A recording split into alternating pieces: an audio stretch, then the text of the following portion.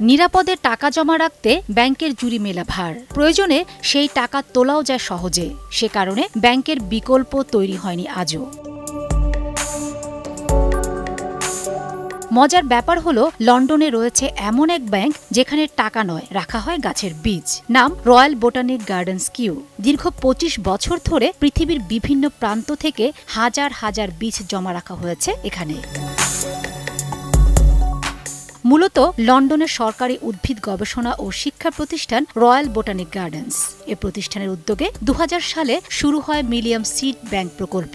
মোট ১০০টি দেশের ২৭৯টি প্রতিষ্ঠান অংশ নেয় এই প্রকল্পে। পৃথিবীর বিভিন্ন প্রান্তে থাকা নানা প্রজাতির গাছের বীজ সংগ্রহ করা হয়। তারপর বিশেষ প্রক্রিয়ায় সেই বীজ সংরক্ষণে রাখে সিড ব্যাংক। উদ্দেশ্য, কোনো মানব সৃষ্ট বা প্রাকৃতিক কারণে উদ্ভিদের প্রজাতি বিলুপ্ত হয়ে গেলে যেন সেই ব্যাংকে থাকা বীজ থেকে চারা উৎপাদন করা যায়।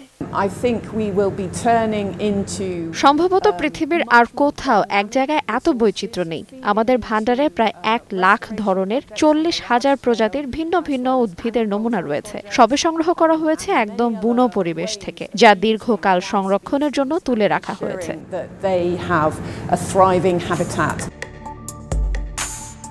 প্রতিটি ভূগর্ভস্থ বল্ডের আকার ৯০০ বর্গমিটার। -20 ডিগ্রি তাপমাত্রায় বীজগুলো রাখা হয় বায়ুরুদ্ধ কন্টেনারে। ফলে এগুলো শতাব্দী থেকে শতাব্দী পর্যন্ত টিকে থাকতে পারে। ভবিষ্যতে বড় ধরনের কোনো দুর্যোগ দেখা দিলেও মিলেনিয়াম সিড ব্যাংকে থাকা বীজ থাকবে একদম অক্ষত। ফলে সেই বীজ ব্যবহার করে প্রাকৃতিক ভারসাম্য ফিরিয়ে আনতে সক্ষম হবে নতুন প্রজন্ম। ফাতেমা শিলু, সময় সংবাদ।